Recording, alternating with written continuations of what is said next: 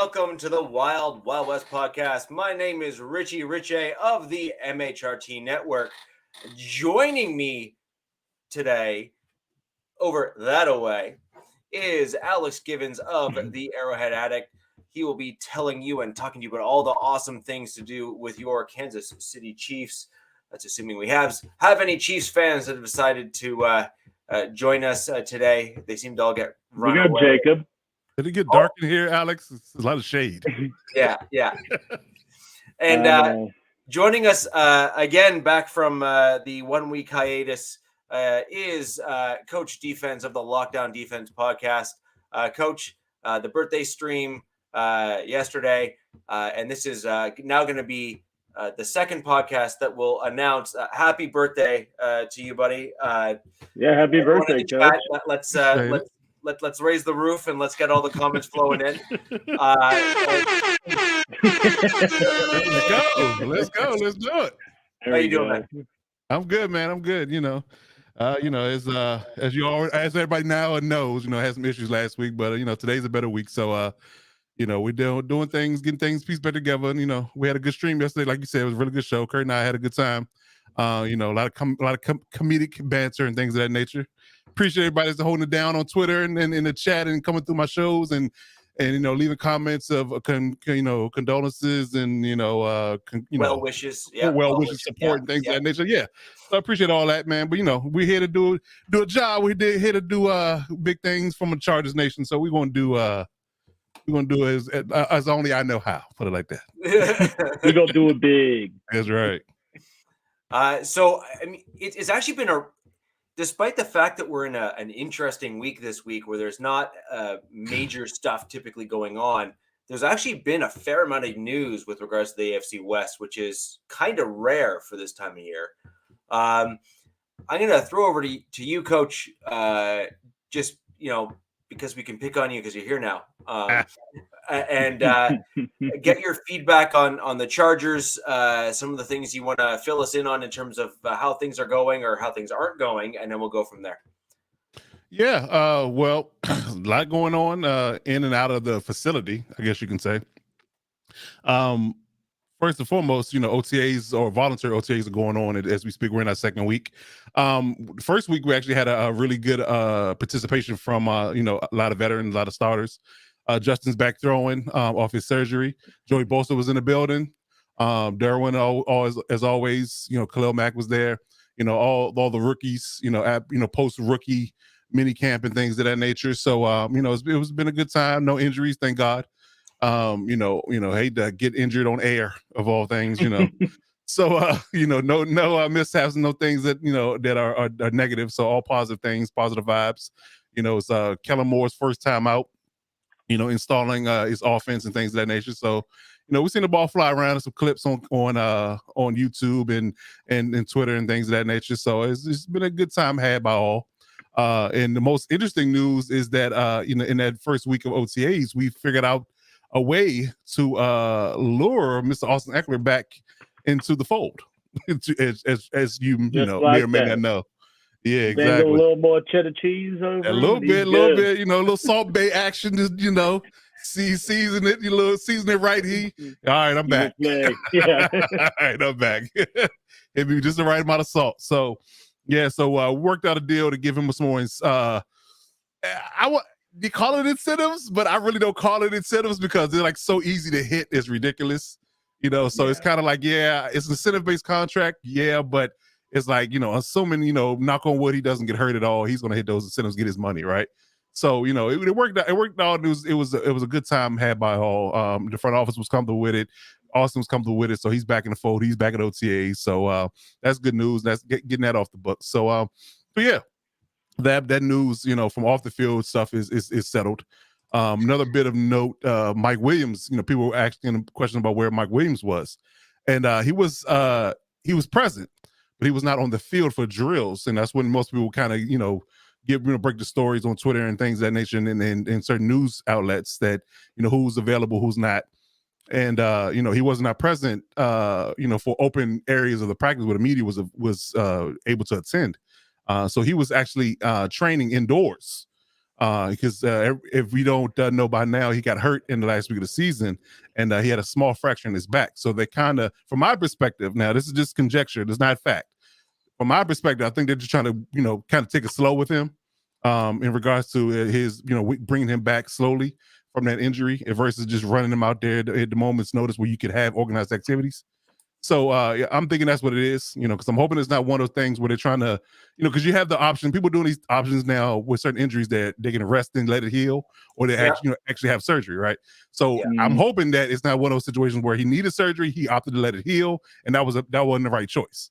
But we don't know. What I found interesting about this versus some other teams is that their Chargers are not as forthcoming with information when it comes to injuries and people's statuses. They're kind of real cryptic about that. Whether there's some gamesmanship, there's some Nick Saban, Belichickian type of mind games they play with the media and fans or not, I don't know.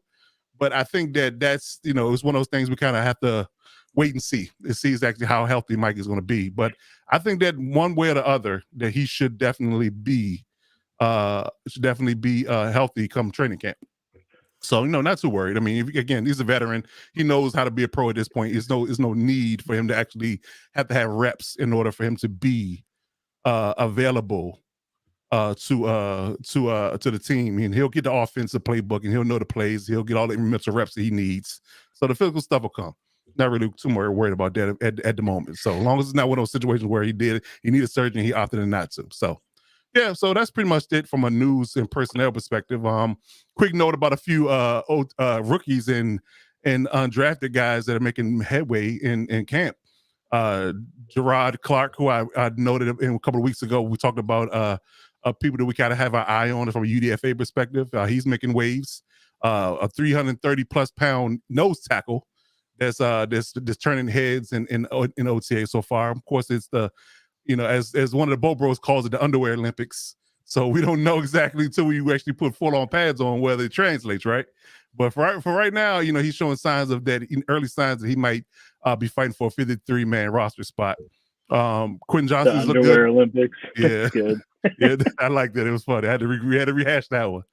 So I think that I still prefer the spandex showdown. But that works too. Hey, that works too. To each their own, Yeah, exactly. So, so Quentin Johnston's been impressive. We've had talks about him improving his hand catching abilities, and he's been clearly working on that in OTAs. But again, it's on air, so you never know what it's like when those pads come on, where you resort to what you're comfortable with in body catching. But he's been working on his hand catching in practice and getting his timing down with Herbert. So that was good signs as well. I kind of got my eye on Dayon Henley too, the middle linebacker we drafted in the mid rounds. That kid's a little bit Washington State. He's a little bit of a dog. Yeah, just a little bit. Good. Just a little bit. He's a little bit undersized. I always have trepidation. He might be what Kenneth Murray was supposed to be. He might, but that's the only thing about it. Kenneth Murray has the size, the speed, the physical traits. It just hadn't translated yet, right? Now, Dayon actually he's smaller than Kenneth, but he's faster than Kenneth. And, he's shorter than Kenneth. Wasn't he a receiver? He was a receiver at first, right? Is that him? He was a receiver. He was a safety. Now he's a linebacker. Athlete. Yeah, actually, he was a quarterback, too. He's a quarterback in high school. So, yeah, he's played all kinds of positions. And what I love about his intellect is the fact that he can translate positions, totally different starts to different positions, and perform well at it early. It's like the moment he picks it up, give him off season to pick it up, and he automatically got it down. Boom, it's pat. He's ready to go. So I'm watching him. I'm watching him with a close eye. I mean, as a former linebacker coach, defensive coordinator, that's my lane anyway. So that's exactly what I want. So I'm looking like, it's gonna be a good problem to have come camp if he shows out like I think he's going to, because between him, Kendricks, and Murray, they're all gonna be fighting for inside linebacker reps. Which again, a good problem to have. You got to think Murray's the one getting the boot on that. Right. But and again, but the only leg up he really has, he knows the system already. He's been in the system for 3 years now. So that's the caveat. What's he done in it? I don't know. So I mean, but you also have to look at it from a perspective. He might have fire lit under him because he realizes my 5th year option to get picked up. I'm playing for a contract. So even if I don't go forward with the Chargers, my tape needs to show that I can play for somebody else and get a bag for somebody else. So you got to look at it from that perspective too. So even if he doesn't ball out for us going forward, he should try to ball out this year. That's my thought. Should. Will he? Right? I don't know. We'll see. But he's again, a beast on Madden, though. Oh, he's a dog. Like Rockweiler. I call him the Rockweiler. He's a dog on Madden. Madden's stud. Yeah. But outside of that, I can't really say much. So just wait. I'm still waiting. But good problems to have all around so far. I'm happy with how things turn out in camp. So we'll see how things shake out in this next week. This next week's gonna be kind of light because Herbert is dealing with some personal issues off the field, so he's not in camp. Mike's still out. They're giving a lot of reps to the second stringers and the rookies. So you won't see a lot of familiar names per se, just this week. But hopefully we'll get through with another clean week. No injuries and building chemistry, and then we'll see them again in a couple of weeks for mandatory OCAs. Yeah, I've not seen Saquon went to the Chiefs, Matt, but yeah, I wouldn't trust the validity of that. Right. I mean, the DeAndre Hopkins got more rumors, got more steam than that does. Yeah. Yeah. That looks like a hoax. Looks made up. Yeah, that's fake news. Yeah, I agree. And so you guys have some interesting players now, Coach. It is in your best interest to get as many quality, higher draft picks in terms of the 6th, 7th round guys and UDFAs. Just given the fact that your contract with some of your big players, like you're starting to have to either pay the piper for some of your veteran players in terms of where their contracts are at, or just looking at what's going to be inevitable is Herbert will be the highest paid quarterback in the league. It's just no way around it. So, you have to try to find capable replacements and capable players to fill in key positions so that you're not in a position where you're no longer competitive. Yeah, I mean the Rams and even the Chiefs and certain avenues have given you this air quote blueprint of that.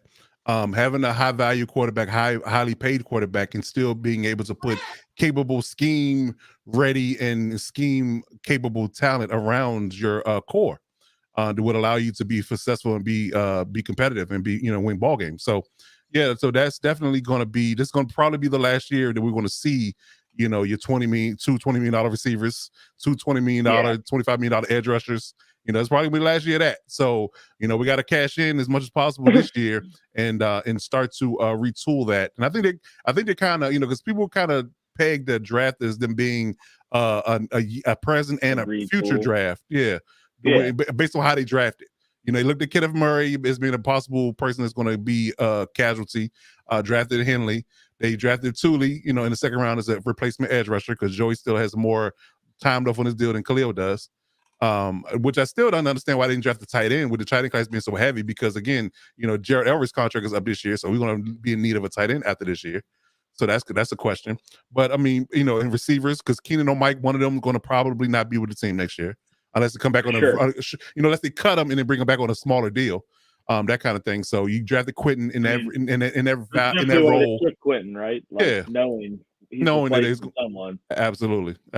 So yeah, I think they, it's a present and a future draft, and I think they'll do that again this year, up and coming in the draft this coming year. So, we're in a good place, but I think we should try to be as competitive as we possibly can and cash in on Herbert being cheap. in the last couple of years. So what are your thoughts on this? I was just thinking about this, but I mean, I guess the Chiefs kind of did this, right, and signed in Mahomes to his extension pretty early, knowing there's going to be this windfall, if you will. So what do you think if I'm the Chargers, I'd almost sign Herbert now, knowing the price, knowing that's the baseline for whatever Burrow's going to get. You know what I mean? But you're kind of getting out in front of it and that's saving a good question. some money. Yeah, I think Jalen Hurts' deal is kind of the blueprint at this moment. I think that looking at his deal and how cap friendly that is, I would love to get something done in that ballpark. Because and then whatever Joe Burrow does, post that, it will be what it is. But he could again raise the price. But you got to realize too that people are raising the price, but it's not going up as exponentially. Like it's not going up $5-6 million per. It's going up $1-2 million. Like Lamar literally makes $1 million more than Jalen does. Daniel Jones gets like what 45 a year or something. Yeah, something crazy like that. But it's really cap heavy. I don't understand why they didn't give him more of a You know, maybe it's one of those things where if you give him a very cap heavy deal, you can kind of get rid of him easier than giving him a lot of guaranteed money. So that might be what it is for him. And I mean, I think money stretches out longer over the deal. Correct. Yeah, absolutely. Yeah. And I mean, Herbert strikes me as a guy that would take a Hurts type deal, or I even agree. something like, you know, he doesn't need to be the highest paid guy. Right. I think, you know, in your guy, Mahomes said it in a press conference recently. I think he shared the sentiments that day. He want to be paid, but he wants to still be able to be paid and still be competitive. You know, still want to have weapons around him. So I think that he gonna take a deal that's going to be friendly enough where he can still keep at least one or two receivers that he likes. You know, tight end, a couple of running backs, line, of course. Yeah. I mean, that's the baseline, right? Like, look at Tom Brady. He never took the highest paid guy. Never took the max, ever. Yeah. And I mean, that's what you have to look at if you want to either be successful in terms of the ultimate goal in the league, or successful in terms of your overview of your whole career, right? Right. Yep.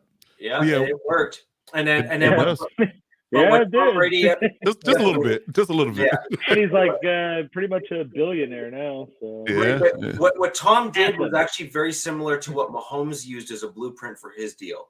So when you look at what Mahomes did, is Mahomes allowed for almost pure cap hit, or sorry, no cap hit in the first 2 years because he allowed that to get extended. And this block of time, he then allowed the guaranteed money to kind of flow in and hit on these next couple seasons. But because the guaranteed money can be rolled into cap dollars, the team can start rolling some of his money into kind of guaranteed upfront. It's the other way around. They can start rolling it into guaranteed money for direct cap hit this year, so that it doesn't have as big of an overall cap hit to the team. And so he's really just put himself in a position where he's helping the team out, where every year he can roll maybe $4 million into the bonus money, right? I mean, $500 million over 10 years. I mean, who can say that? And at the end of the day, he doesn't care because he always gets the money no matter what. Yeah. Right? So, well, I mean, not to mention his sponsors and stuff too. I mean, he's everywhere. Plenty money off the field. Yeah. That's the wrong way to look at it, though, because I mean, the player sponsorships, that's their agents and them working with other businesses that want to do business with them. At the end of the day, these players are looking at where they are at relative to other players as a result of the NFL Pure League, which is a fair way of looking at it, in my opinion. And they're looking at it from generational wealth perspective by saying, I will put my body through what is legit punishment by any metric and abuse in the benefit and hope that I can make my family or put my family in a better position so that they can succeed and not have to do this to themselves. Effective is really what it comes down to. Yeah. Well, Mahomes made $40 million in endorsements in 2021. That definitely probably helped. I think that you can double your worth. I can double my worth in 1 year. I think that's pretty good. Like, you want to pay me what? Right. How much you get from Oakley? All right. Yeah, we're good. Right. I don't care. Yeah, cashing $100 million checks per year versus cashing $25 million checks is a whole different ballgame. Whole different tax bracket. Right. You know. But I would imagine he's probably making at least that now. Plus, he's making $40 million, $50 million a year from the Chiefs as terms of salaries. So, I mean, he's literally laughing all the way to the bank at this stage. And at this stage here in his career, he has played well enough to earn that because he's simply just capitalizing on his success, and good for him. What are we talking about? 2 Super Bowls in 5 years? Yeah. Like, I'm sorry, like that's. Like, damn, good for you, right? And to steal your phrase, Richie, let's call it Duck a Duck. Yeah, exactly. Yeah. Like call it Duck a Duck. Call it goat a goat. There it is. You know, if it looks like a duck, it quacks like a duck. You know, it's a damn duck. Yep. And so, and he's really just put a superior product on the field and has done some things. What will be very interesting is to see if he can sustain that success over his career, or if his body starts to break down a little bit as he kind of continues to get hit and, wear and tear. But he's done it already. So at this point here, he can coast. He's a made man, one way or another. Yeah. He's a made man. Yeah, exactly. And he's going to need all that money to continue to bail out his brother. I knew it. I was saying, there it here is. comes the shade. Yeah. Here comes the shade. I smell it. I smell it. That was just a It smells like rainwater. toss-up. He was just like, I smell rainwater. I smell the shade. as soon as the beer was grabbed, I knew it was coming. Yep, that's it. Here it is. I wasn't throwing shade on Mahomes. I was throwing shade on Jackson. Exactly. Yeah. But I mean, you gotta. He has to bail out his brother, so he's involved. So that's the thing. Of course, he's involved. Yeah, that's the problem. We wouldn't know who Jackson Mahomes is if it wasn't for Patrick. So that's this is true. Yeah, this is true. Dude. So I'm gonna kind of take over a little bit for the Broncos stuff because we've had a lot of news this week. I mean, a ton of news this week. So we'll start off with Brandon McManus getting the boot. That's the boot. That's the longest tenured Bronco too. Is he the only holdover? He was the only holdover from the championship team, wasn't he? He is the only player from the Super Bowl 50 team that was left on the roster. And damn, now we talk about cleaning the house. Yeah, and now there were some interesting comments that were made by our head coach, and I'm very interested to see kind of what becomes of them. So a comment that was made in a presser was saying, we have our eye on a couple of guys, and sometimes you simply just need to prioritize certain elements of your team. And yes, money is one of them. So the question is, this is the natural one I had. Who are you looking at? Because you're saving a few $1 million a year by cutting him. And now, as DZ is chiming in here, you are correct. We did sign Elliott Fry. Now, fries, baby. Is that an eyebrow emoji? If I'm looking at that right? Yes.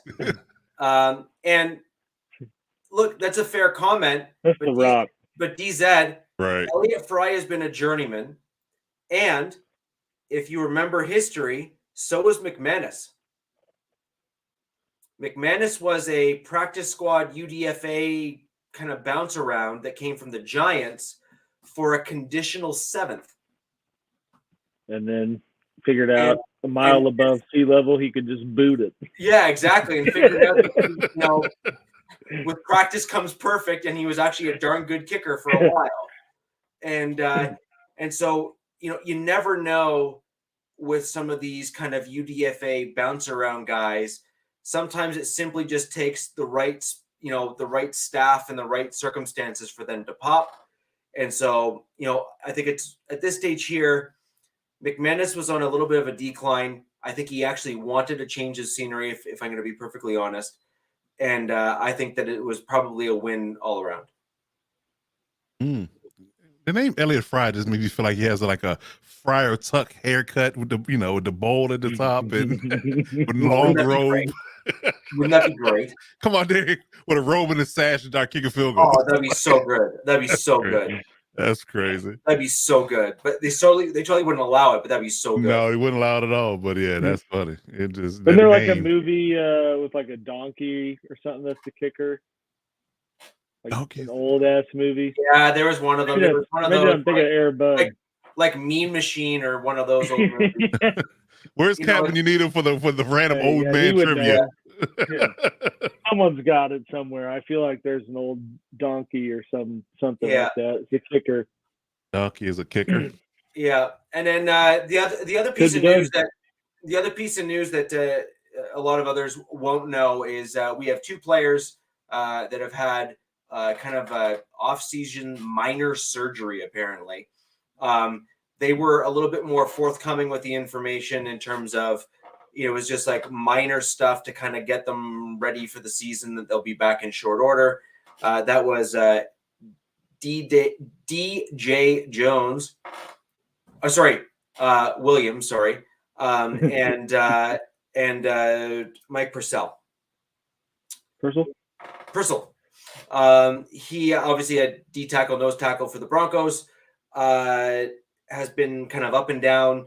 there's been some mixed feelings for those that are in Broncos country in terms of if they believe that he will, show out enough to even make the team. I happen to think he probably will bounce back.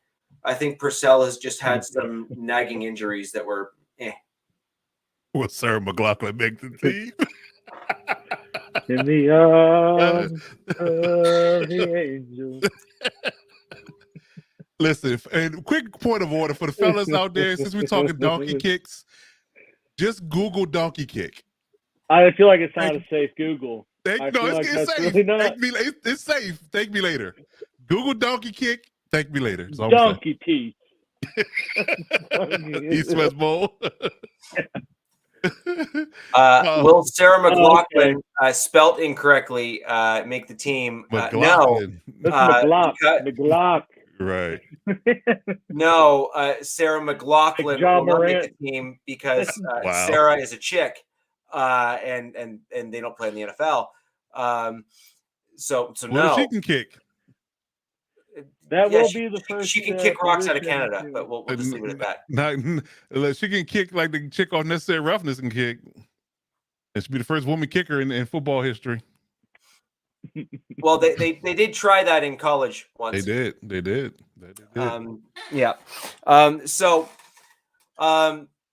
Anyways, that's really the news per se in terms of updates and changes and stuff with the Broncos. But one of the things that we were going to bring up on the show is the Denver Broncos wide receiver room. Yes. There's a whole boatload of talk around the fact that there's just a boatload. No, so call the Kardashians, man. With all the drama going on there. Yeah. Good reference. I like that. Yeah. It's just a crowded room. It really is. It's just a very, very crowded room. And actually, funnily enough, the wide receivers that are kind of in that logjam, at least two of them, very much fit the mold of the types of guys that the Chargers would potentially want to go after. Well, you're definitely Courtland Sutton. Yeah, Courtland Sutton is basically your like prototype. If the Chargers basically have a dating profile for their wide receiver. Right, exactly. Perfect match, dude. He hits all the algorithms. He's standing like this. Okay, Courtland. Right. He swiped right. Yeah.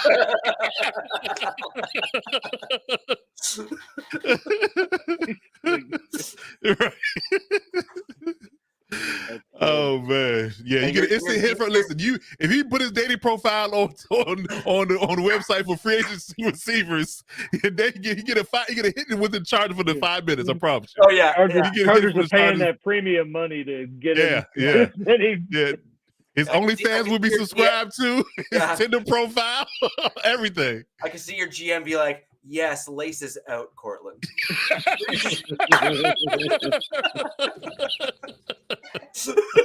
Oh, man. That's funny. That is funny. Oh man, that is too funny. Yes, and I doubled that with a movie reference, and you did. I bang on Joe. I mean, see what you did there. It was good. Yeah, good stuff. He's asked for a trade, hasn't he? No. Well, he's claimed he hasn't, but he's claimed he hasn't, but yet every single trade that comes up for a player on the Broncos, he's in the conversation. He's the top guy on the list. Right. And besides, a lot of these guys. Hold on. Tom Telesco sees Courtland Sutton and Tim Patrick in there like former friend.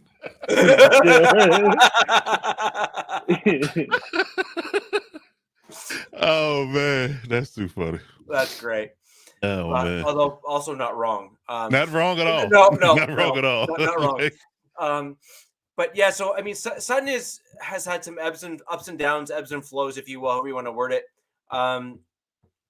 He was kind of coming back from the injury last year, and he kind of started to have little flashes here and there. I would love to see if he can truly have kind of that next step after coming off that injury to show that he has in fact come off that injury. And you seem to have two types of guys that come off of major knee injuries like he had. You seem to have like the Adrian Peterson types, and perhaps even where the Williams, he seems to just be coming back so quick from that major knee injury. It's remarkable. You seem to have guys like that just kind of seemingly are unfazed by the injury, even though it was devastating. And then you seem to have the other camp, and there doesn't seem to really be anyone in the middle, and that are kind of slow walking it back. They're coming, they have a down year when they first come back, and then it takes that full year for them to get back into NFL shape and to actually look like they used to. And I think it'll be really interesting to see where he lands.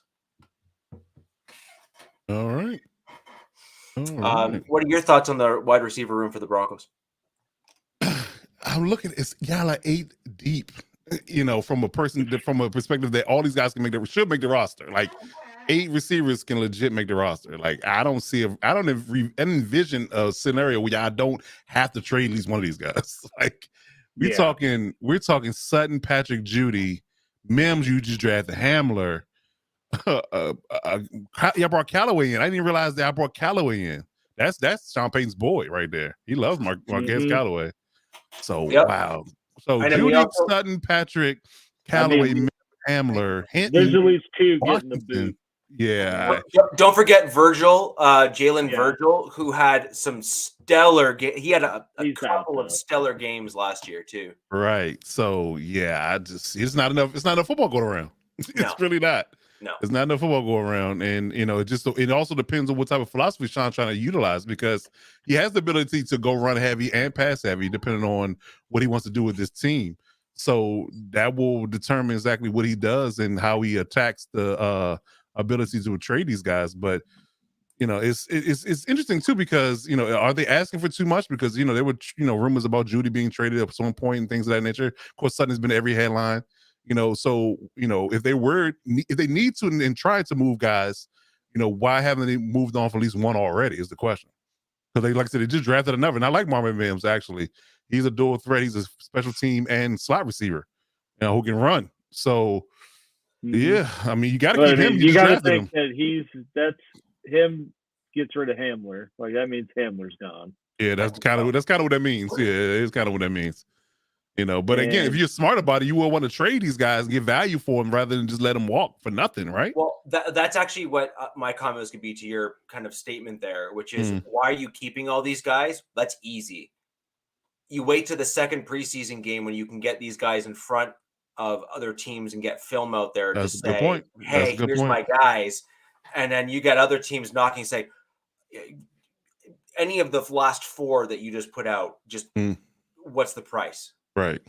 And so I think that a guy like Hamler is going to certainly be someone that they're going to start fielding calls on, because he's been oft hurt, but when he has been on the field, he's been very good. That boy can run. Fast. Oh yeah, that boy can run, man. Like for real. And he can throw his helmet down with the best of them. Yeah, he can do that too. I don't think him and Joey Bosa are fighting for the best helmet throws in the AFC West. Helmet slam, dude. Yeah, there you go. Yeah, I agree. And so, in my opinion, Hamler's certainly one that's kind of probably in those discussions that you're kind of getting at, where, hey, who's going to be left? Who's not going to be left? Who's the other guy? Lil Jordan Humphrey as well is another dude. Yeah, he's not making it.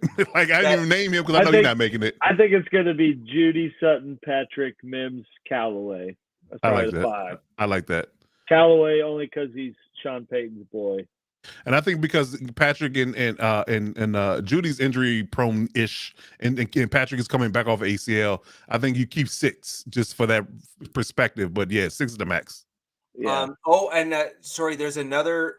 Where's the other guy? I just want to make sure I get. So another guy to look out for in preseason, again, just because you guys obviously don't follow the Broncos as closely. Brandon Johnson. Yeah. Who was an absolute preseason stud last year and then came back from injury near the back end of last season for us.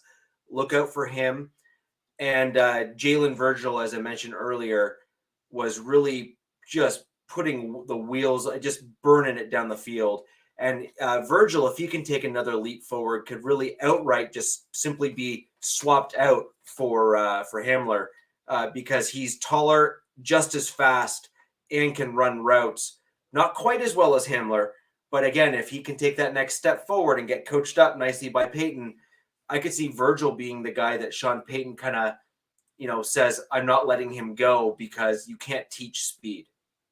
Yeah, I mean, he will be wise just to sit his main guys and just feature the younger guys and get as much film on them as he possibly can and just market them to the point where you can move them for something. Yeah. And you can't release your Hall of Famer Kendall Hinton either, so he's a lot.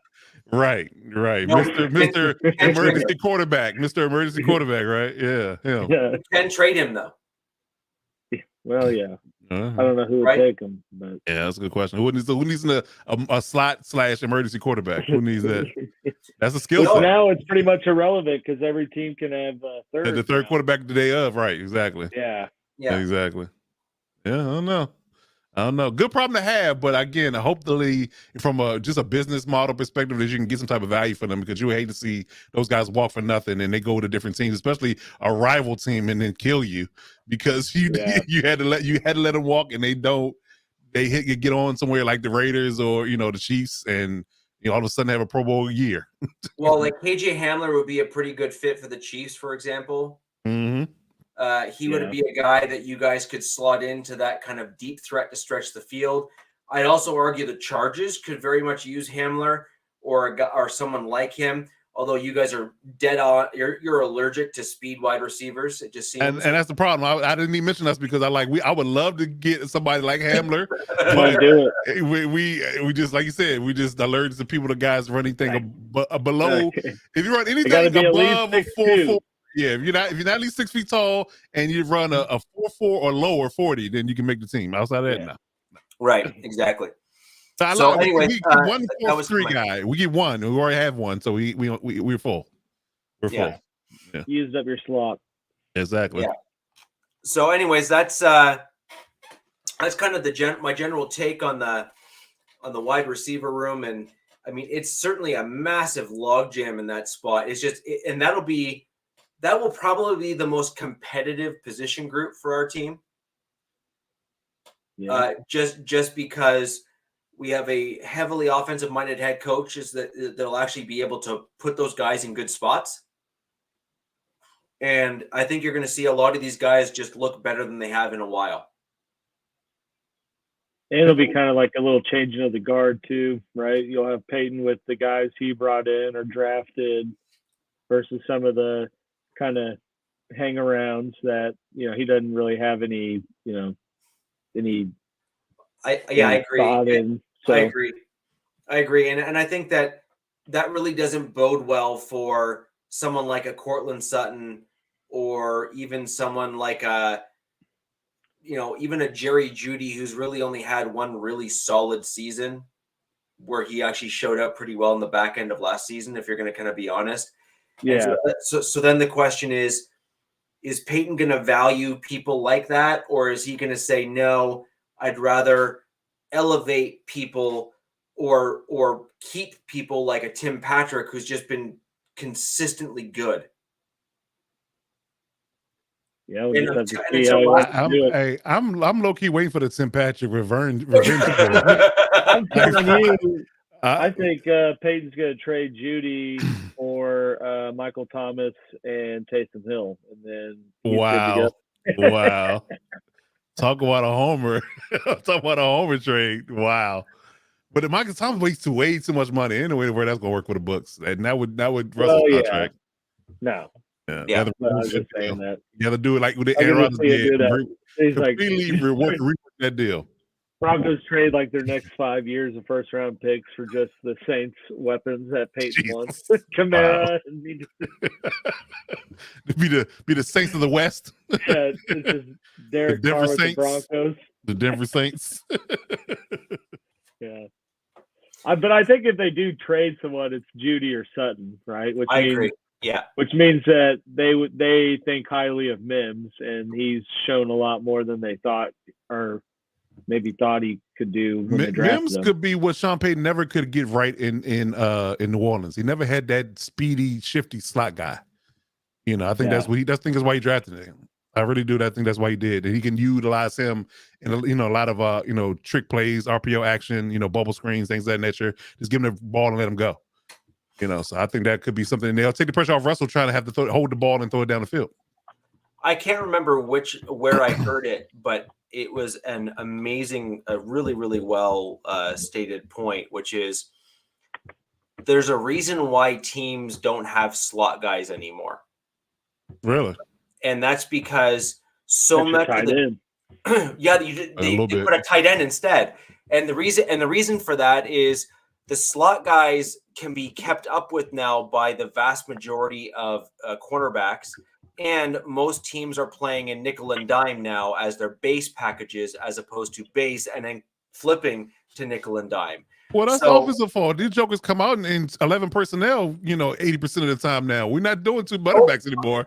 I know. The 21, 22 personnel packages are a thing of the past. So we're coming out with the receivers. I got to match personnel. Right. And but that's the point, though, is that because most of these coaches are employing basically the Vic Fangio style defense, if you will, which is heavy on nickel and dime, as opposed to your base package.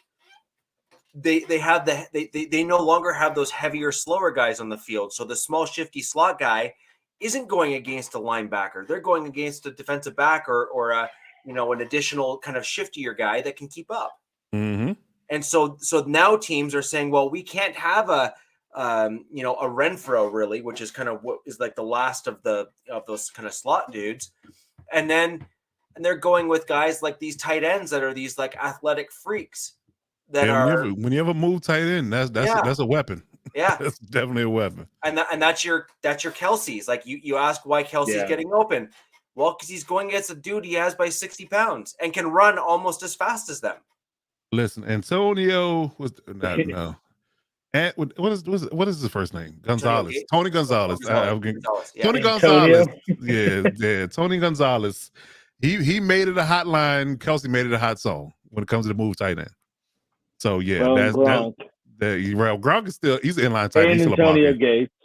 Yeah. But I think Gates was still more of a he was a move tight end. I give him that, but he wasn't the matchup nightmare that Gonzalez was from a receiver's perspective. And Shannon Sharp would be another one of those guys. Like between him and Gonzalez, like between the two of them, they were exciting to watch, right? Yeah, I have a special place in my heart for Shannon Sharp. Being 6'3" and being so that productive at the tight end position. That alone tells you a lot.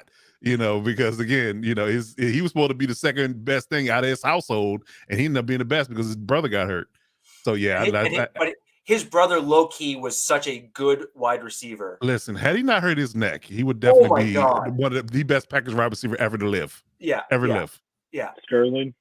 Yeah, yes. Sterling Sharp. Yes. And now he's basically almost a pro golfer. Is he? I didn't know that. He's almost a pro golfer. And then so Shannon's on TV and he goes, "My brother's been trying to get me into golf." He goes, "Can you imagine? Can you imagine him playing golf? Do you think I can swing a golf club?" He goes, "I'm too big." Right. He's still, even though he has bad hips now, he still looks like he can play. That's how shapy he is. He still like he can play. Yeah. Shannon's my guy. Yeah, Shannon's my guy. We can get into the whole. That might be a topic for another day. Top tight ends. Yeah, it is because I can go all day on that topic. I listen because like between Gates, Gonzalez, Sharp, on and on and on. Of course, Kelsey's in that conversation now. I can go on and on, but who's the top and who's the best and how they brought different aspects in philosophies to the game that changed the game. But that goes back to your original point about the slot receivers not being as valuable because, again, you got a tight end that creates, mismatches and double teams in the middle of the field, then that's basically what the slot was doing. It's the mismatch. So if you have a fast, shifty guy, then how do you beat him? With height and size. Yeah. Okay, now that's it. I mean, that's it now is the height mismatch and size. That's the biggest thing. Because because your linebackers are running 4.4s too. Right. Yeah. So it's 6'4" and up. If I'm a 6'4" and up guy, or 6'6" in a lot of cases nowadays, and I can run, fast as a linebacker or faster, or I can run fast as a safety, then that's a problem. Hence why teams are drafting 3 and 4 safeties in the draft nowadays because you got to match up. You got to match up. You got to get a guy that can play the run and get matched up against those tight ends in coverage. Yeah, they're just throwing darts at that point, hoping they get a safety that can kind of do the thing, right? Like they just need a guy that can do the thing, and as long as they catch it, great. That's why I didn't understand why Brian Branch fell so far in the draft because he's a prototype of that. Yeah, he is a prototype of that. I didn't get that why he fell so far. Yeah, and so guys, I'm going to ask all of those in the chat before we throw over to Alex to quickly talk about his Chiefs. What are you guys' thoughts on the whole Jimmy G news, the whole surgery offseason piece? Is he going to play? They're going now. Like what's going on there? Curious as to your thoughts. Tons of comments down below. Let's see what you got to say, Alex. As we wait for those comments to roll in for our Raiders fans here on the show, what are your thoughts on the whole KC and Hopkins and all the there's a ton of rumors about this guy and that and the other going to the Chiefs. What are your thoughts? Because I got 2 burning questions that I want to ask. So I got to hear this. Well, yeah, that's obviously been the most pressing and attention-grabbing news of this past week, or really started the offseason, because KC and I think Buffalo are the only 2 teams legitimately in the trade discussions or talking with Hopkins when he was still on the Cardinals about a trade, and it just never worked. And that just comes down to the finances of he was set to make $20 million, and no one's going to trade to take that on, and and have to give up draft capital. So it was kind of inevitable that he gets released, and now it's just every day's news of tying KC or Buffalo really still in it, and then Hopkins has some cryptic tweet.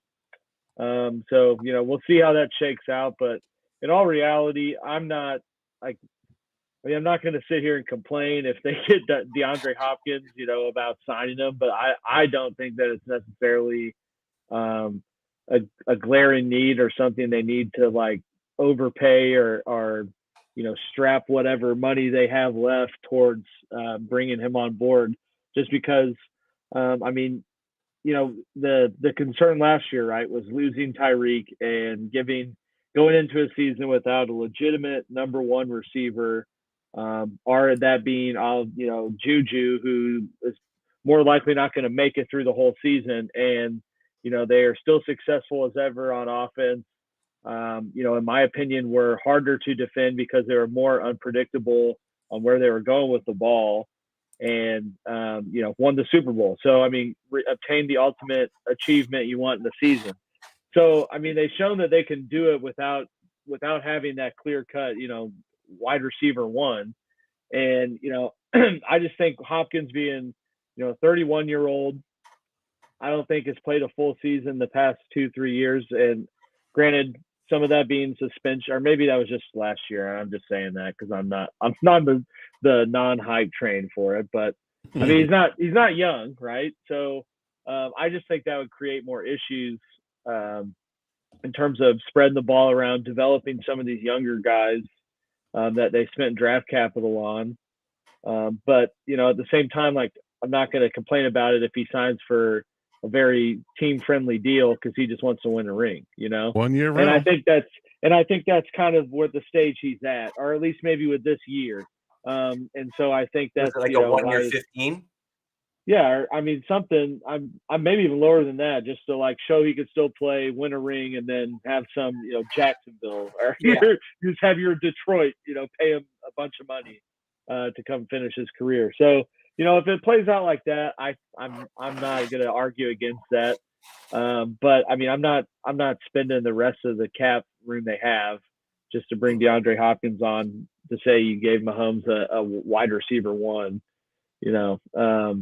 I think that's just more risk than reward with it. Just because you're going to, I think, impact the development of Sky Moore or Rashid Rice, or maybe not even fully implement Tony into the game plan or into their offense like they want to because they get Hopkins. I think it's just more, like I said, more cons with it than not. And I don't think the financial component of it will match up. But we'll certainly see how it plays out, because it seems to only be KC and Buffalo, with weirdly enough teams coming out saying they're not going to sign him. So I don't know. It's been an interesting, like DZ said, interesting situation with Hopkins. But he's obviously going to sign somewhere. So we'll see where that is. I'm not going to complain if it's KC. I might be a little sour about it if it's like, you know, 15 million for 1 year. Because I mean, I think that was, and I don't think it will be like that because I'm pretty sure that's the main reason they didn't sign Odell was the finances didn't kind of work out with what he wanted. So, you know, we'll see how that plays out. But in my opinion, I don't think it's something they necessarily need to do. But if you know, if it's the Bills or the Bengals, you know, someone else who's a contender that you're going against, then you might have to do it just to keep him off of their roster. Yeah, exactly. I was going to say that. I mean, y'all might want to do it just to keep him from going to contender. You might want to do that, but yeah. So I What mean, were I your would questions think. with that, Coach? Well, the lead into that, I think that he wouldn't most likely be a 1-year rental. He wouldn't be a long-term deal. I mean, and you also have to look at a perspective that he is by Arizona cutting him at the time they cut him. They didn't wait 5 days and could have saved themselves $11 million, which is stupid in my opinion. But that's a whole enough conversation for another day. But he literally is banking $21 million in guaranteed money that he has left on the deal when he was cut. So he has $21 million sitting in the kitty right now to play off of. So he could sign for a cheap deal if he really wants to play for KC, because at this moment, you and the Bills don't have any money. Like y'all both are in the red at the moment. So so my question would be, what's the likelihood? Like you kind of answered that. What's the likelihood of you bringing him in? And two, if you did, what you feel like you would have to do cap wise in order to bring him in? Like, do you have to cut somebody, rework a deal here? What would you have to do? I'm sure they would rework a deal. I'm sure it'd be a thing of Mahomes restructuring or something like that. I mean, he's done that before, and I think in that situation to bring in a weapon, you know, an offensive weapon, that's something that I think it would be a restructuring. But I mean, I thought for sure he was going for like a 1-year deal, but then it came out he got like a new agent. And so that's why I'm kind of like, well, and he's like 31, about to be 32. So it's like kind of in that window of like, you don't know how many years on another contract the team will give him, you know? So it's like maybe now is the only time he could get a 3-4 year deal versus, you know, 1 year from now, it's kind of 1 year and that's it.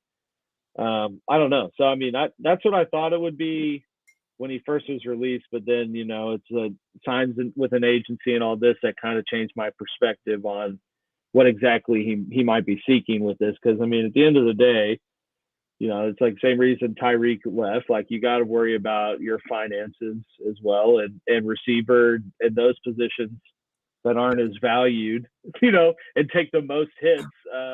You know, they got to get their bag whenever they can. So that's the fact. But in the same breath, you got to protect your chicken, as Marshawn Lynch would say. You got to protect your chicken.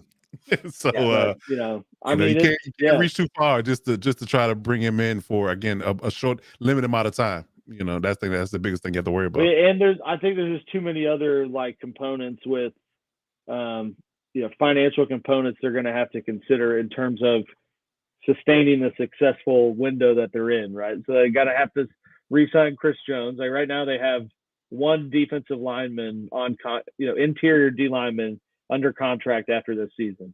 So I mean, that's a big moment. That's a big thing you got to work out. You got Nick Bolton's going to have an extension coming up. You got Snead, your best corner, on his last year of his deal. So, I mean, there's just a lot of other pieces that I think it's just not worth it to, you know, kind of get financially intertwined with Hopkins or mess up the cap situation even more just to kind of kick the can down the road. I mean, you've seen teams, I feel like the Rams have been doing that. And, like, it finally imploded, you know? And, like, they got the Super Bowl out of it, but, I mean, ain't nobody talking about them going back this next year. So talking about cap purgatory. Agreed. Ridiculous. Agreed. And I also got to realize too, y'all drafted Rasheed Rice. So that how y'all feel about him is going to dictate it. And all the hype up to this point has been pretty big. Granted, you know, it's the underwear Olympics or whatever you called it. But I mean, that was Mahomes' guy too. So you know, I just think it's not worth it to bring in Hopkins and ruin the development of those guys or impact, you know, that versus getting a 32-year-old wide receiver one, you know? Yeah. So this question here is directly targeting the Broncos rookies, which I can answer in a second, and then we're going to throw over to Tom to discuss the Raiders and the Jimmy G scenario. Tom, thanks for joining us. So my answer to this is I believe that many of the Broncos rookies have the potential to be impact players for the Broncos this season. Although I think it'll be likely fewer than you think, simply because there's at least 2 of them that will be either shifting positions or playing positions that they did not play a tremendous amount at the college level, and college is easier than the NFL. So you need to give them time to develop and work into those new roles or different roles at the NFL level.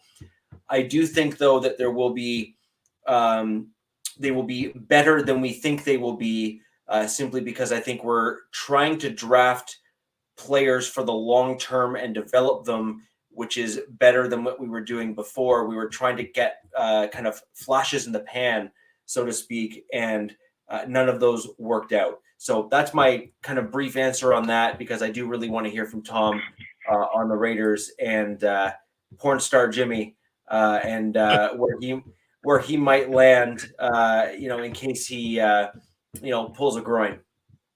Hey guys, can you hear me okay? Oh yeah. Great. Sorry, I'm having computer issues, so I'm doing this from the front porch. We're mobile, so we're outside today. It's actually nice weather here in Northern Virginia. So welcome in, guys. I've been listening to you, and I know there's been a lot of talk about Jimmy G, and I will go on record right off the bat and tell you that I warned the Raiders not to bring him in. I felt certain that they would, but I warned them not to, and I felt certain that there was a lot more smoke than we all realized. Now, I think the big problem was they didn't have a plan, and Jimmy G ended up having to be kind of their fallback plan. What they should have done, and this is in my opinion, what they should have done is they should have gone ahead and locked up Jarrett Stidham early. Coming off the ends of the season. And then they should have gone out and gotten Jacoby Brissett. That was my thought. So if you go ahead and you get both of those guys locked in, then you can draft a rookie, and then you can start developing someone. It doesn't matter what round you get them in. You've at least got your guys. Now what we have is a guy who can't stay healthy and a guy who is maybe 1 or 2 years away from using a walker. So wow, that's kind of where we are. You got some bionic O'Donnell, legs. They keep saying O'Donnell is a guy. He's a smart guy. He's a cerebral guy. He can be the guy that can take the reins down the road. But number one, I don't see him taking them at least 5 or 6 games into the season, and that's in a worst case scenario. I am hopeful that Jimmy G will be there for week 1. I'm anticipating that he's going to get injured within the first 5 or 6 weeks, because that's just simply what he does. Now, I will pose the question. I think I put this in the chat. Imagine a world in which we had 4 backups in the AFC West. The worst case scenario. So you're looking at Easton Stick. You're looking at Jarrett Stidham. Max Duggan. Max Duggan. You're looking Max at Duggan. Blaine Gabbert. Cocaine Blaine. Okay. And you're looking at Aiden O'Connell. Now, this could totally throw this could totally shift the axis of the AFC West. We're all one quarterback away, on one side or the other. So again, if you look at it from that standpoint, it really comes down to coaching and schemes and the players that you have around you. I'm confident that the Raiders can get at least 6 wins this year. I had them slated to get either 7, 8, or 9. Coach, you weren't with us last time, and I kind of had. And again, I didn't mean to throw the Chargers under the bus, but I had the Chargers. Oh, but you did. But only by one game. Only by one game. But again, this goes to show that every team in the NFL can win 6 games. It's just a matter of what happens with those 2 or 3 games here or there that can either get you into the playoffs, get you into the dance, or not. Man, I watched that replay. I thought Tom was my friend. He secretly hates me. No, it's not Said, that. you mean Coach isn't here? Right? Yeah. Let me go in. Hey, coach, I was wearing blue, by the way. Okay. All For right. the show. Okay. Yeah, okay. I was You're wearing forgiven. blue. You're forgiven. Hey, Just all like I'm saying is I'm wearing man, orange. I'm wearing orange today, but it's a burnt orange. Got it. I'll say this, dude. Cocaine Blaine's got like 40 career starts, so he's got Cocaine experience. Blaine. And he's back in his home state. So All right. But I don't know. And there was some comments about Josh Jacobs and the Raiders signing him, what kind of money he's going to get. I'll be honest with you. And I think I put this in the chat. I think Josh Jacobs' value is going to go down this year because I think what's going to happen is the Raiders are going to have more of a run by committee. I think they're going to have they're going to bring Zeus in. They're going to try more things and more pieces to the puzzle in there. So Josh Jacobs is not going to get the number of touches he did last year. So I think his value is actually going to go down. I have a question on that one. That's I have a interesting. question on that one. didn't he already sign his tag though, or has he not done that? He hadn't signed his tag yet. Okay. He's okay. he's in no rush to. Why would you? I got a question on that one, Tom. Yep. You already tried the experiment of not running Josh Jacobs as much, and your run game suffered greatly for it. Do you actually think that that's a good idea to not use Jacobs as much, given the fact, like, until you get a guy that pops, like, for example, a Pacheco, as KC found last year, popped, and they're like, yeah, keep using that guy until you get yeah, just bam. But give the Italians the ball. Yeah. So, well, don't give Jimmy G the ball, man. He'll get hurt like faster. That's not good.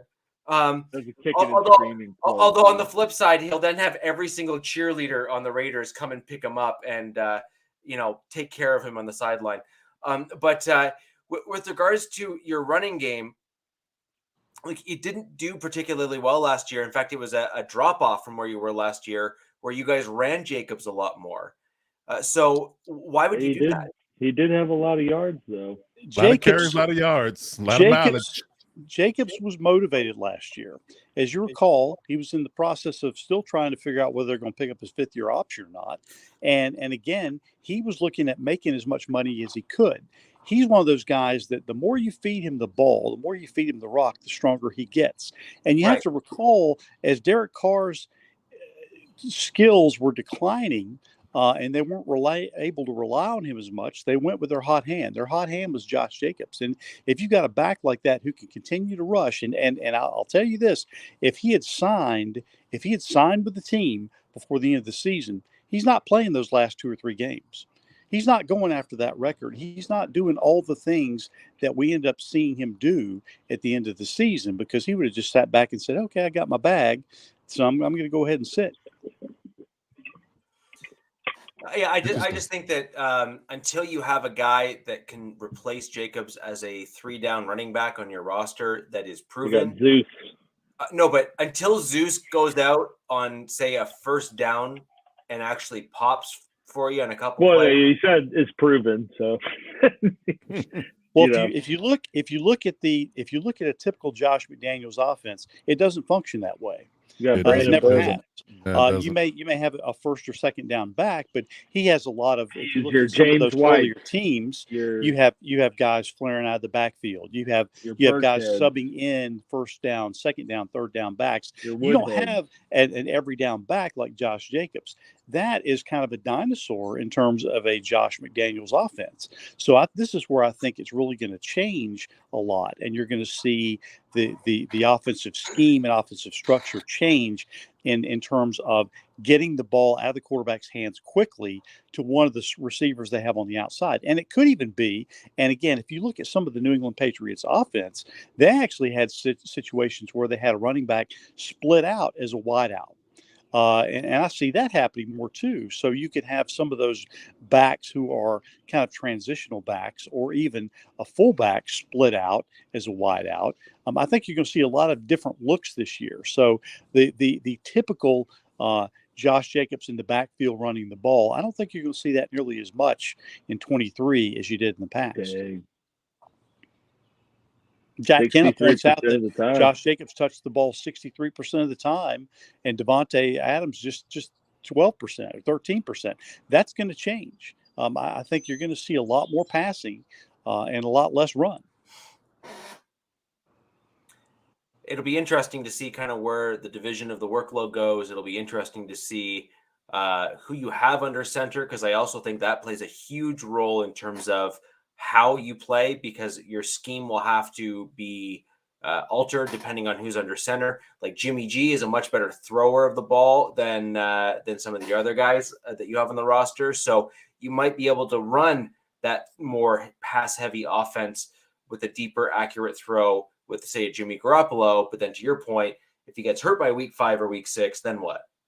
See, I disagree. I think just in terms of what's seen early, I don't think you're going to see a whole lot of deep balls by this Raiders offense. I think you're going to see them spread the ball around. You'll see lots of 10 to 15-yard routes, maybe a 20-yard route, but I don't think you're going to see a lot of deep balls. So I think the speed that they brought in, the guy that they brought in the 3rd round, Trey Turner, I think is more of a return guy.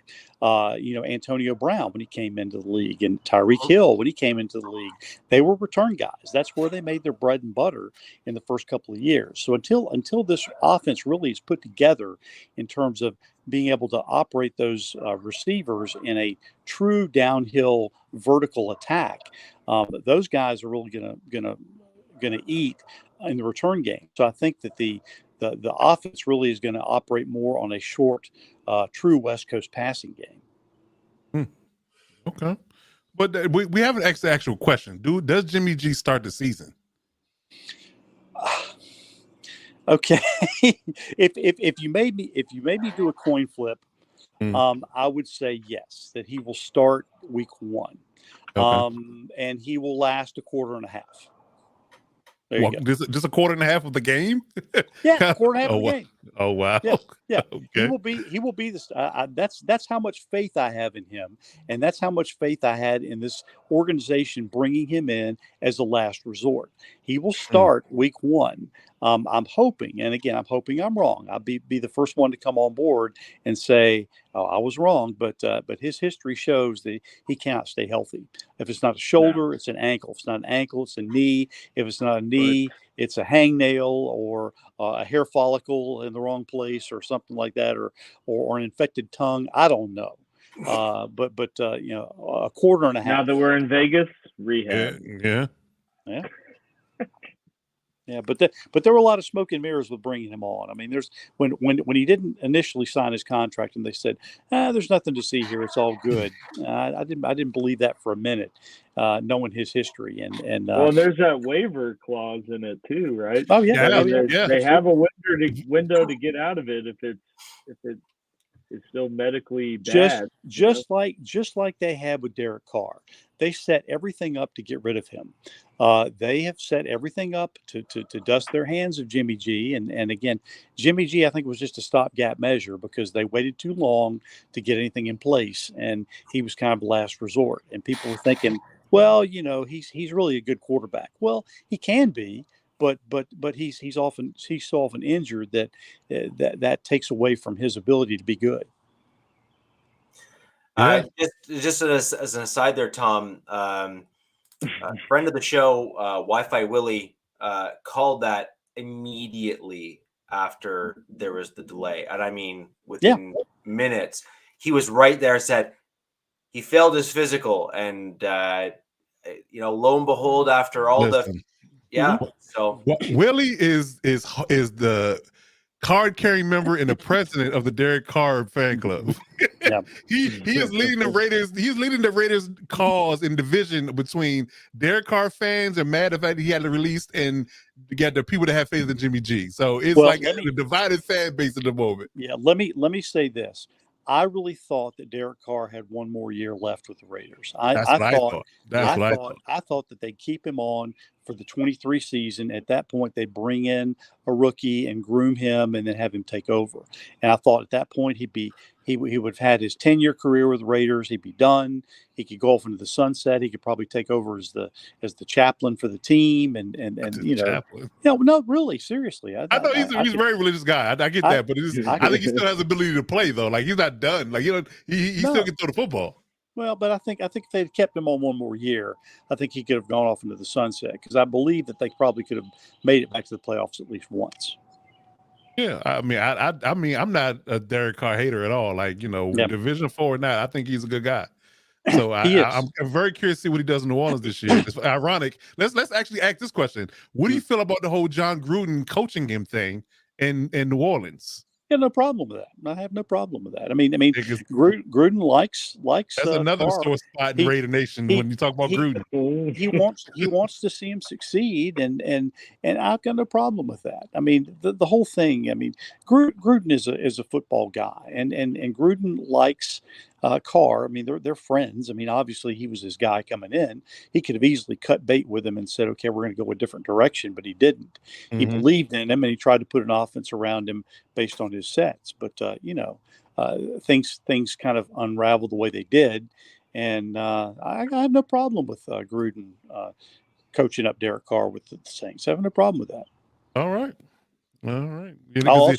I'll also go on record as saying I wasn't a fan of them rehiring Gruden to begin with. I didn't. I looked at his record with the Buccaneers and saw what a failure he was. And a lot of people, you all probably don't know this, but Gruden's last loss to Tampa Bay, and when he was the coach of Tampa Bay, was to the Raiders. Oh, how about that? The Raiders beat him, and that cost him his job. So there you go. I love how they put Barry Switzer and Gruden and a few other coaches in the same category of being able to be the inherited winner, because the coach that came before them had built a team and built a dynasty in a sense, and they just kind of took over and kind of rode the wave into another title. That kind of deal. Barry Switzer. Tony Dungy too. Barry Switzer. What a joke. Oh wait, wasn't it Tony Dungy is what Gruden inherited, right? Exactly. Tony Dungy built it, and then Gruden inherited it. Dungy put that team together. But Jimmy Johnson, Dungy. You can go on and on and on. But yeah, that's definitely one of those conversations people love to have about the fact that he basically inherited all his success. He didn't build it from the ground up, and they thought him being with the Raiders would be this a way to dispel that rumor, but he didn't. I knew it was doomed the minute they took Cleveland Farrell overall. I said, "Yeah, this is over." I was like, "Wow!" And I loved how him and Mayock both look at each other like he picked him.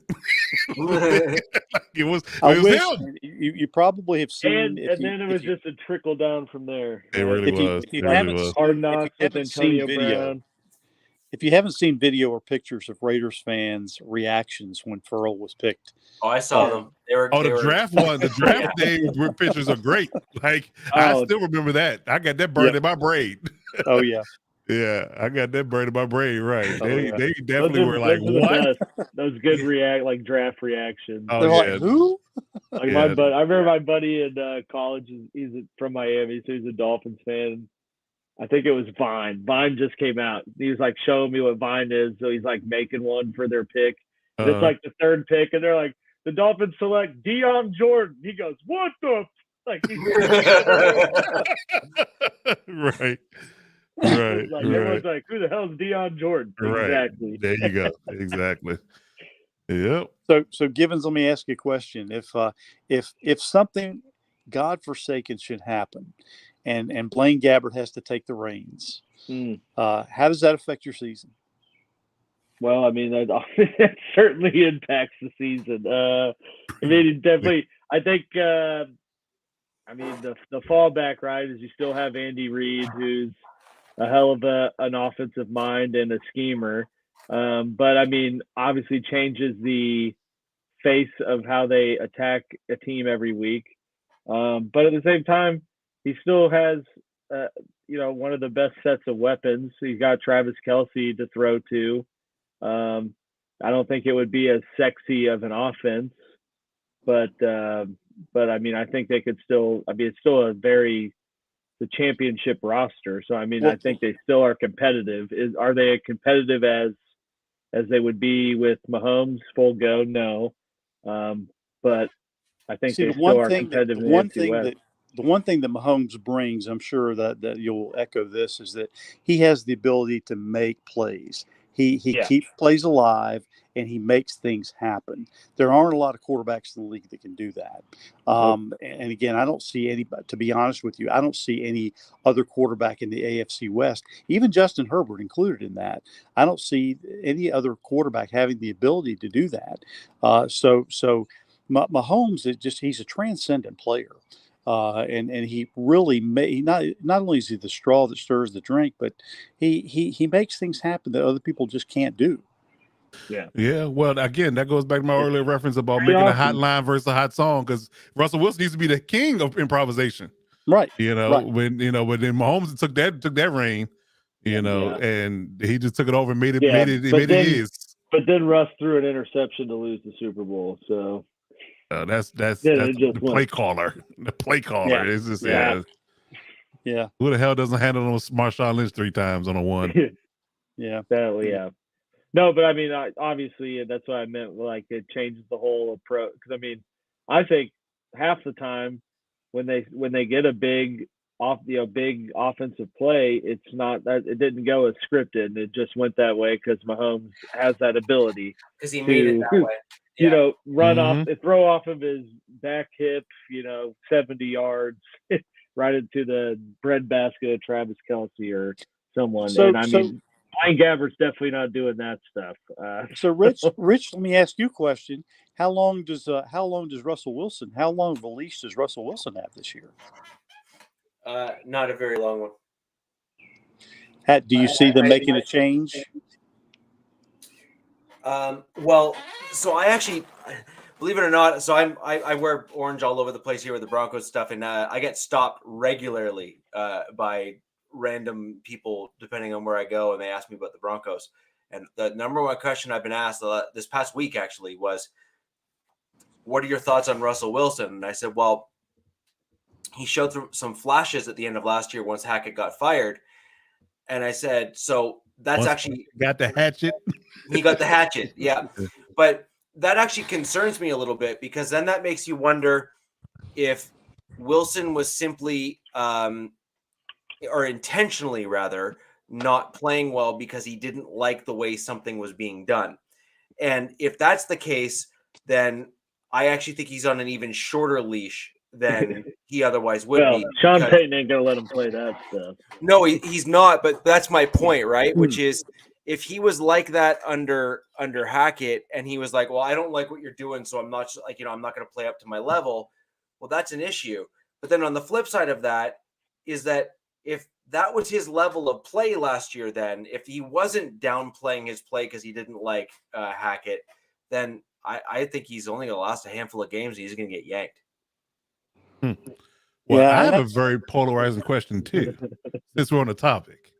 So do you think that Sean Payton's, like, when he met with the owners, he met with the GMs and managers, right? Do you feel like, because they had already paid Russell Wilson the contract that they paid him, right? Do you feel like that his I guess you could say selling point, or his one of his mandates, if you will, was to do whatever you have to do or can do, or possibly, in some type of divine intervention to make Russell work, because he's so punitively costly from a cap perspective? Yes and no. I think that the short answer to that is yes, that was probably the selling point. Yes, that was probably what the mandate was.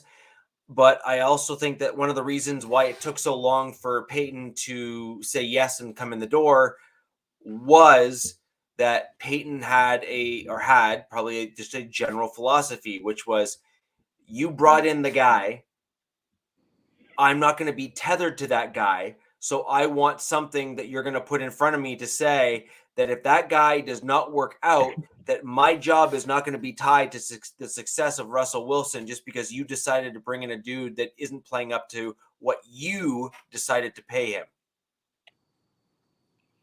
And frankly, it was either that or Sean Payton said, I'm the guy to fix Russell Wilson. I'm the Russell Wilson fixer. No, I think here's Drew Brees. No, but I think he can play both sides of that same coin and simply say, I am the guy that can fix Russell Wilson, but he still actually needs to be fixable.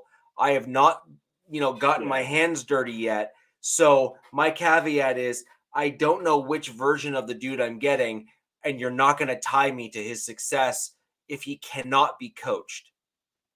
See, if Sean Payton is, if Russell Wilson has lost the locker room, like I believe he may have, Sean Payton may have just come in and said, you know what, I'm the guy, and you're either with me or you're out. So it's not a matter of me fixing you, Russell Wilson. It's a matter of you fixing yourself. You either shit or get off the pot. Pretty much. Yeah. Yeah. Tough love. Yeah. Well, I mean, stranger things has happened. We see the Cardinals just eat $21 million in dead money just because, when they could have saved themselves 11 by waiting 5 days. So stranger things have happened when it comes down to, people making rash decisions when it comes to cap, just eating the money and just moving on. But I'm looking at the numbers, and Russell would be the least punitive at the moment in the next 2 years. The first time it really becomes a not extremely punitive or crippling cap move will be post June 1 of next summer. Well, the Arizona Cardinals right now put the FU in dysfunction. They did. They really did. Just like, Jesus. I mean, come on, bro. Like, you did. I mean, listen, nobody in their right mind, I don't care how much money you have. You just say, I just want to eat $11 million just because. I'm just going to give it away. Get him out. If I'm the owner, well, that owner's dealing with some of his own stuff. Exactly. Exactly. So let me do this to keep the heat off me. Let me just cut DeAndre to get the heat off me. NFL owners make so much money, they can do ridiculous stuff like that and still wallow in the cash. What did Jordan Belfort say in Wall Street and fun coupons? Just fun coupons? Pretty much. Yeah. Well, yeah, but $11 million is still $11 million, and the GM is not worth $11 million. So if I'm the owner, I'm walking into the GM's office and saying, "I'm sorry, you did what? You're fired. Now get out." Well, that's a new GM too, though. That's another thing. They got rid of the guy that gave him the extension. Yeah. So. Now that organization's got a ways to go. Yeah, a whole long way to go. Yeah, they do. Yeah. Well, listen, gentlemen, I hate to back out, but as you can see, the sun's setting in the background, and I got to get up early in the morning to go to the airport. But it's a pleasure jumping on with you guys, and I look forward to doing this again on the regular. Appreciate you, Tom. As always. Thank you. All right, guys, have a great night. Thanks. You too. Yep. So that's Tom. I want to thank him for jumping in and giving us some Raiders takes. Even though Coach wasn't here for the Chargers takes last week. Yeah. Listen, DJ warned me. He was like, "You don't want to listen to it." I told Richie it was funny because Tom's got such a nice soft. He got a radio voice. He got a voice made for radio, and he was like, I think the Chargers are going to go through a three game skid, like very calmly and like nicely, and then he said like, "F this guy." two just alternate universes there. Oh man. DZ also was drinking last week too, so I did get worried about that. He said I had a few and I just aired it out. Tiger got out of the cage, man. Tiger got out of the cage. Oh, let's just say there were some comments made that were there's one. Yeah. I wish I had the power to blow up comments last week because there were some primos. The Tiger out of cage reference. If you don't know that reference, boy, you haven't watched it, man. He's Tiger out of the cage, man. Hey man, sorry. Tiger out of the cage. Oh, lovely. Tiger was out of the cage. Oh yeah, told you. He hit me up. He was like, "Listen, I had a few," and Tom takes this and just sit me on a rampage. I'm like, oh boy, I gotta look at this replay. And speaking of changes and stuff, I can see the background clearly behind you. That's a pretty sweet little lamp that you got going in the background. Yeah. You got some, is that a clone helmet? I got a Dark Vader, a Mandalorian, and a clone helmet back there. Oh. Okay. Yeah. I got a dog named Mando. So Do you really? Kylo and Mando. Nice. Yeah. Yes, I have my lightsaber above my head. Oh, very cool. Very cool. So I mean, with regards to any other pieces, the other small issue, maybe we can just do a quick little roundabout with the room, and then we'll duck out and get on a whole set of new topics for next week. What is one thing that we each think that our rookies need to do to really shine this season on our team? So, like, what is the one thing that needs to, like, not just play well, but what's the one thing that they're going to need to either have or need to do? Because sometimes it's a fit, right? You always hear about these veteran NFL players, and I'll go first for the Broncos. Very good. Is you hear Shannon Sharp make the comment all the time. I'm going to kind of pull from our previous segment there, Coach, and we're going to bring it right into the front and center here. Shannon Sharp always says the same thing. He says, where you go matters. And some guys just get outright ruined because they just go on an absolute trash. That's a good point, because you can't sit here and tell me some guys coming out of college just don't translate to the league at all. They're just way too talented. Yeah, no way, right? And so, especially QBs, I think. That's a big one. That's a big one. Yeah, that is a big one. I agree with that. So my big thing is, when you actually look at who the Broncos drafted, and you look at how they will likely need to be used on the team, and then you look at the different offensive and defensive schemes that our coaches are running, they don't fit. And so the Broncos draft picks and their success will rely, in my opinion, on their ability to adapt to fit a scheme that they do not fit. That's a good one. That makes you think. Yeah. So that's, you asked for it. That's my take. And I do think that there will be probably one or two of our rookies that will make that transition. Whether or not it's in their rookie year is also yet to be seen. But I think you're going to see one or two of them that will make that changeover and that flip. For example, the safety that we drafted in kind of the mid-late rounds there, I think he will transition, and I think ultimately he will be a great fit at the inside backer position as kind of that off-ball linebacker, third down linebacker hybrid, that kind of deal. Oh yeah, but I mean, he's built like Cam Chancellor, so it's not hard for him to do that. Yeah, exactly. So, I agree with that. Good problem to have. That's a position change. Yeah, like that's more linebacker than safety. So can he make that position change? I think he might be the fastest transition to a successful piece of the NFL, because safety and inside backer are not so different if you're used to being the heavy hitter on the team. But it's still a change nonetheless, and I think it's still going to take some time. We're not so different, you and I. Yeah, exactly. Right. Yeah. Nice.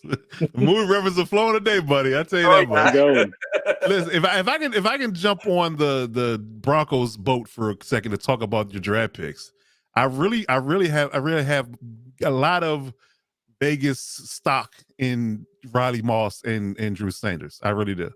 I think Riley Moss is a sneaky, savvy, underratedly athletic corner, number one. I think Drew Sanders, being the fact that, I mean, just from a football terminology perspective and a football knowledge perspective, for somebody to go from an edge rusher in 1 year to inside linebacker and play significantly well, right, in both spots, tells me a lot about your IQ, football IQ. So it make Arkansas like pretty relevant, right? Yeah, make them relevant, right? Yeah, exactly. So I really feel like those two guys will be underratedly godsends for your team, in my opinion, if you put them in the right spots and to make them successful. I really do think their talent should translate. Yeah, I still think that you have a guy that didn't have a tremendous amount of experience in the college level at the inside backer position. And then again, are they going to try to pull a Baron Browning with him? Yeah, that whole dynamic of going inside versus outside thing, that was kind of weird. I do think they probably valued his pass rush, though. I mean, his edge presence, especially with losing Chubb and, having to rely on Gregory, who hasn't played. Who's coming back off an injury, right? Again. But when he plays, is a dog. He is a dog. Absolutely. When he's on the field, he got a problem. If he could just lay off the weed, he would have been like a first-round top 10 pick. But and you go figure that's now legal now, so you got to actually had a problem. It doesn't matter in today's world. Right, exactly. Even a Smith quote in there somewhere. Right. And the fact that he went to Denver was way off. super illegal. Yeah. Stephen A. Yeah, That's Stephen A. right. Smith. That's right. Yeah. So But, if they don't play that game with him, because I'm also wondering why he opted to switch to inside backer instead of staying at edge when he was in Alabama. You know, I've asked that question too. So why was the choice made to go to inside backer and stand up versus being heavy hand in the dirt? You know, I think it's to make him more versatile and more draftable. You know, that's to a good make point. him a better all around defensive player. And I don't think he was going to get to do that at Alabama because they had He was not. Totoa too or whatever, and probably some other. When you're in one of those schools like Alabama, Georgia, what you play is what you play. There's no moving around. Isn't it Saban? I think gives I think they have 2 years to be like 2D for on special teams, or he takes their scholarship or something like that. Oh, yeah. And I mean, obviously helps them leave, but I mean, and they signed damn near every 5-star recruit in the nation, so it's it's tough. I mean, it's tough living there. But but that's the point though. So Coach, your question was almost answered already in some regards by what my banner thing was, what the rookies needed to do for the Broncos, which is sure, he can absolutely be an impactful guy, but at what position and how long will it take him to adjust once he actually gets there? And I think that's literally almost across the board for the Broncos draft picks. Almost all of them have come from different offensive schemes, for example, than what Peyton typically runs. Some of them have drop issues in college. Some of them are positional changes where the likelihood is that they move from safety to, say, the inside backer, or perhaps from inside backer to outside linebacker, or flip-flop all over the place. Again, where are they going to land? How well are they going to land there? And can they get and just hit the ground running? Or is there going to just be, the bumpy ride that's inevitable? That's ultimately what it comes down to. Do I think they're skilled enough? Yeah. In a lot of them, yes. And some of them have tremendous football IQs. Now, the question is, when will they get there? Yet to be seen. We'll have to see what happens. Awesome. What about you, Coach? What's your Chargers take? Well, I think, for the first 3 guys, I think they will play significant roles, in my opinion, being in a reserve role from a wide receiver, edge, or middle linebacker perspective. I think the other guys more of, bona fide backups. But for the top 3 picks, I think Quentin Johnson needs to prove that he can play inside and outside, mainly in a slot, be a more of a hands catching receiver, and be a more of a contested ball receiver for his size.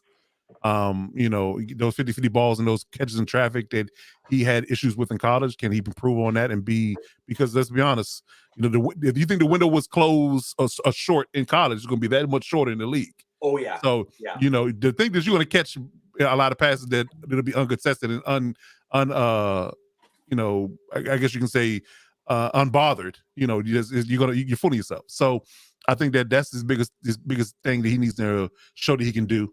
Going into the preseason and in the regular season, that he can do those things and do them well against his contact and against a competition. That's one thing for him. I think in Tuli's case, I think he needs to be able to pick up the defense and ultimately decide where he's going to play. I mean, because I think for his size, he can be a 3-tech in a pass rush situation. He also can be an edge. So what do you want to be? I think that's his biggest thing that he needs to understand and lean in on. And where he can ultimately fit and play early. And I think that him being in the pass rush situation with him and Morgan Fox, and then Terry can bolt him well, assuming that Mack and Bosa are healthy. But if one of those people get hurt, he's going to be forced into a role of playing edge. So I think that if he can pick up one of those things and just lean into it and do it well, assuming everybody's healthy, then just do that. And then if he has to pivot and play more edge because somebody's hurt or banged up for a play or certain, stretches of a game or whatever the case may be, then, he can do that as well. But I think that he just needs to stick in and figure out what he wants to do as far as how he wants to attack himself. How do you want to attack offenses as from a defensive player perspective, and just go ahead and just be like, I'm just going to go full on, full send, and I'm just going to do this and be effective and get snaps, steal as many snaps as he can from veterans.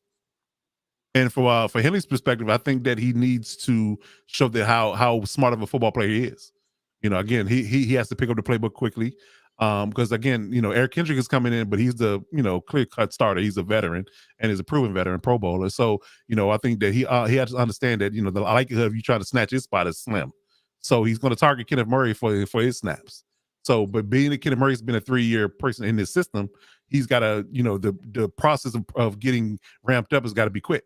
So because when you in a system that's as nuanced as Staley's is, you have to be in the right position and know everything that's going on pre-snap. Well, if you don't, you kind of get lost and be kind of shuffling, trying to figure out where you need to be. That was Kenneth Murray's issue in the first year because he just couldn't pick up as fast as he should have had in certain stretches, which took snaps away from him on the field. So if he does that, just from his athleticism perspective, and he picks that up, I think he'll play significant snaps. He'll definitely play special teams, but he'll play significant snaps. So I think that's what those 3 guys need to do to ultimately show out early on in camp. Alex, what about you? Yeah, so I mean, out of I think all of the people picked, obviously were with the intention of getting into a starting rotation or at least adding some quality depth in some position groups. But specifically, I think the one group I would say needs to perform or provide the most would be the rookie defensive lineman that they brought in. And that's just when you consider, what departed, in the offseason with losing Frank Clark, for as unproductive as he was in the regular season. I think he's like 3rd all time in postseason sacks now or something stupid. So, I mean, obviously performed when he needed to. And I mean, that still some potential that he might come back, but I think some of the moves they've made the offseason certainly indicate they're ready to move on. But I mean, that goes directly to the 1st round pick, Felix and DK Uzoma, who was the hometown kid. But I mean, fit a need in edge presence and a pretty good one out of Kansas State. But I think I've said this before. I kind of see him having a similar rotational role that Karlaftis had last year, with the idea being Karlaftis to take over more now that he's been in the system for a year. But at the same time, I don't know his stats off the top of my head, but Karlaftis produced pretty well as a rookie with pretty minimal expectations going into the year. And I mean, if they want to keep their same success and be on the same path to the success they've been on, then I mean, I think having a solidified edge group is pretty much it. 1A or 1B to the equation there. And that's going to be relying a lot on Uzoma to come in and be able to contribute almost immediately. I think it'll help that they got Minihue from San Francisco. It takes some of the pressure off of them, but at the end of the day, I mean, like I said 20 minutes ago, they outside of one guy, they don't have any linemen under contract, after 2023. So looking for contributors and looking for people to build on into the future with. And then that brings me to the next pick, their 4th round pick, or actually 6th round pick, Keandre Coburn, who's a D tackle out of Texas, who honestly, when you look at his tape, I think is probably could have been drafted a lot higher than 6th round. I think his knock is he didn't have as much of a pass rush presence as people value with interior linemen now, but he's going to have to come in and contribute immediately in the interior and take pressure off of Chris Jones, not only in the run game, but I think in the pass rushing as well, because they lost Khalil Saunders to New Orleans, who I think was a 6th or 7th round pick himself, but ended up being a key contributor and went and got his bag in Nolans. But Coach went to the dark side. Yeah, but certainly his production that they're going to miss, and then have Derek Nandi as the only other true nose tackle, and he is very much a run presence. They take him off the field when it's 3rd down or any sort of passing situation. So looking at the rookie class, I'd say that the linemen, the defensive linemen, are the ones that are going to need to contribute the most, because that's where the most glaring need is going into this next season. I think that's absolutely fair. And to your point, it's who do you have? Yeah, got Chris Jones. Yeah, who do you have, right? So, yeah, I think that makes a tremendous amount of sense. So everyone else in the chat, everyone who's here with us still and who joined us earlier, I wanted to thank you very much for joining us. We've had a great show today, talked about some really interesting topics. We have some great topics actually lined up for the next couple of weeks going forward. We're going to start digging into a lot more of the teams and positions and that sort of stuff, throughout the division. And of course, we'll start having the off-season activities and all those sorts of things that'll start spinning up, or we'll get some live looks at some of the guys on our team, and we can all start speculating on who's just going to absolutely blow us away. But until next week, guys, where the West Side is the best side. Before you go, Richie, breaking news. Shannon Sharp is leaving Undisputed. For what? He just reached a buyout with FS1. He's no longer going to be on the show after the NBA Finals. You don't want to be with Skip anymore? No more Skip and Shannon. Come on, Skip. No more Skip and Shannon. I'm trying to get some